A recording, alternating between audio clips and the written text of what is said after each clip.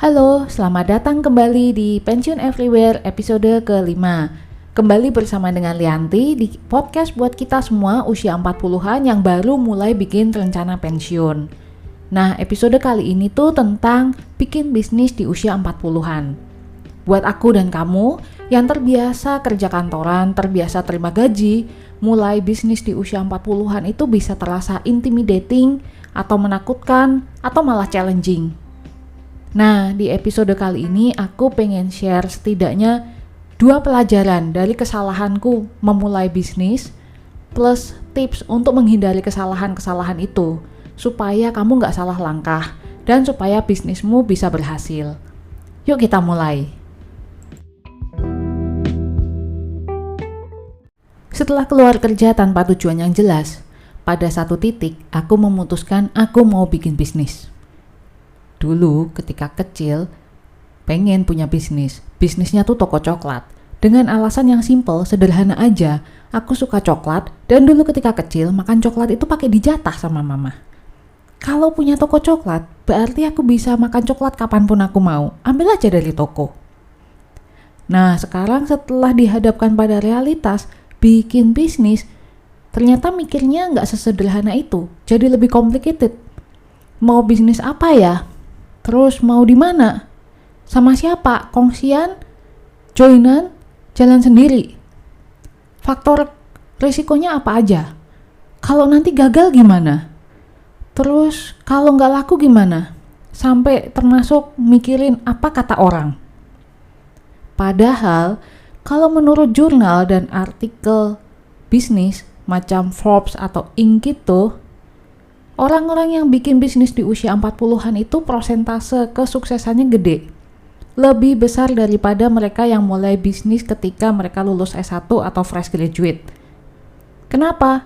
Karena ada beberapa faktor. Nah, faktor ini diriset oleh MIT ya. Mereka yang bikin bisnis di usia 40-an itu punya faktor sukses. Faktor suksesnya adalah mereka punya modal secara finansial, mereka punya network yang luas, mereka punya pengalaman kerja profesional yang bisa dipakai di bisnisnya. Dan mereka ini lebih percaya diri ketika menjalankan bisnisnya. Apakah benar? Nah, dari pengalamanku, mulai bisnis di usia 40, faktor-faktor itu ada semua. Jadi untuk mulai bisnis, aku nggak perlu tuh minjem uang dari keluarga, dari teman, tetangga, atau bank. Udah punya duit sendiri, ada dana sendiri, hasil dari kerja sebelumnya, punya tabungan lah. Kemudian selain modal finansial, ada juga teman-teman yang bisa diajak diskusi tentang ide bisnis, bisa diajak diskusi tentang logo, desain kemasan, sampai perizinan. Plus pengalaman profesional di bidang marketing selama bertahun-tahun, ya aku tahulah tentang riset pasar, strategi marketing, sampai bikin bisnis plan. Istilahnya tuh bikin bisnis nggak mulai dari nol lah. Tapi ya, faktor-faktor kesuksesan tadi yang disebutkan oleh majalah-majalah tadi, menurutku itu adalah 2 sisi mata uang yang akhirnya menjadi pelajaran buat aku yang mau aku share di sini. Pertama, terlalu pede, terlalu percaya diri, merasa punya pengalaman yang cukup, pengalaman profesional yang cukup, merasa punya latar belakang pendidikan yang mumpuni untuk bikin bisnis. Jadi malah secara sadar atau tidak sadar atau secara masa bodoh ngambil keputusan-keputusan yang risky. Dan ini malah keputusan-keputusan yang sebetulnya krusial banget, yaitu keputusan yang terkait dengan kelayakan ide bisnis. Saking pedenya, saking sok teunya, akhirnya malah nggak ngejalanin riset pasar yang proper, nggak bikin bisnis plan yang detail, malah sampai nggak punya marketing plan. Karena merasa, aku tahu kok ini pasti bisa. Dan semuanya berdasarkan intuisi. Kedua, masalah modal finansial. Yes, memang ada uang. Ya, ada suami yang mendukung. Tapi ini malah justru bikin aku nggak hati-hati pakai uang. Jadinya lebih sembrono. Dalam artian, ya bikin bisnis itu kan perlu modal, perlu duit. Kalau salah ya udah ulang aja, anggap itu belajar. Tapi masalahnya ini jadi berulang dan jadi bukan belajar, malah jadi menghamburkan uang. Bikin website, ya udah bayar. Revisi lagi, bayar lagi. Entah revisinya udah berapa kali. Desain, bayar. Revisi lagi, bayar lagi, nggak masalah. Product development, berulang, bayar. Toh ada duit, nggak masalah kan? Ganti ide bisnis, bayar lagi. Kok jadi keluar duit terus, nggak pakai perhitungan? Dan ini justru akhirnya membuat aku menghamburkan uang plus waktu.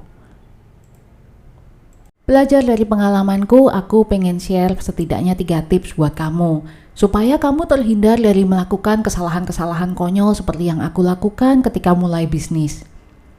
Mulai ya, 1. Kalau kamu masih kerja, mulailah berbisnis sampingan. Karena kamu akan dapat pengalaman berbisnis sejak awal. Hanya saja alokasikan dana untuk bisnismu itu terpisah dari gaji, supaya ketahuan apakah bisnis yang kamu jalankan itu menghasilkan apa enggak. Kedua, gabunglah dengan komunitas bisnis.